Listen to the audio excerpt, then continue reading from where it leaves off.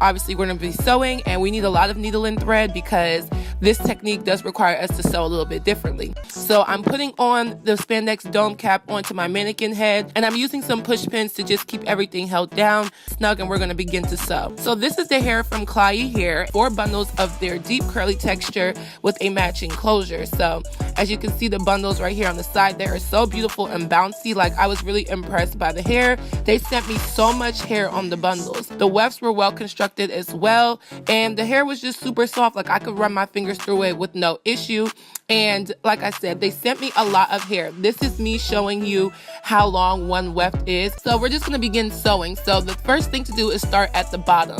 So you're starting at the nape of your wig head, and this is serving as the back of your head, of course. And I always start here at the bottom because obviously you want your wig to be full, not only up top but in the back. So when I start at the bottom, I just do that first row. And then after that, I sew up around the side. This is going to give us some frame to our face. It's going to give us a little bit more volume on the side so that when we do wear our hair back, or we push our hair back, or the wind blows it back, you still get to see that there's hair there and your tracks aren't showing.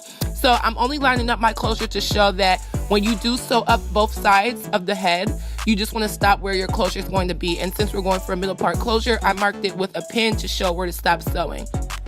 So this is how one bundle looks. As you can see, this is pretty far for just one bundle, and once again, they gave me 4. So both sides go up. I started going up the sides, and when I got to the point of where my closure is going to be, I came back down and went to the other side, did it to the other side, and then I started sewing back and forth across from left to right on each side. So now I'm just sewing up the rest of the hair. As you guys can see, I'm just going back and forth, back and forth, back and forth. And when I get to the top near the closure, I fold my wefts over. Folding your wefts over helps to minimize shedding, and you get to see how your hair is going to look around the closure so that it's really seamless. So this is me at the top, and when I get to my final bundle, if I have enough hair, and like I said, they gave me so much hair, you're going to double your tracks.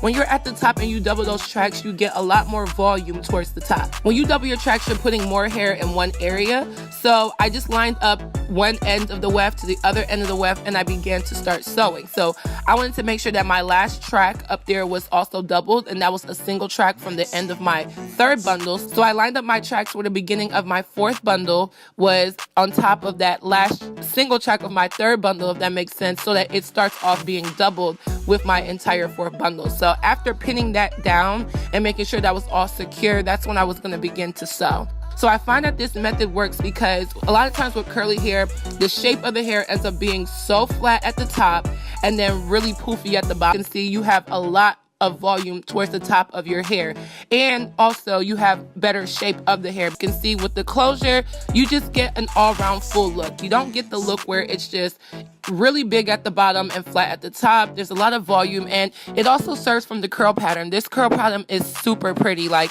I really like it, and I think the client is gonna love it. And I wish I was keeping the wig for myself, but this was a custom-made unit for one of my clients.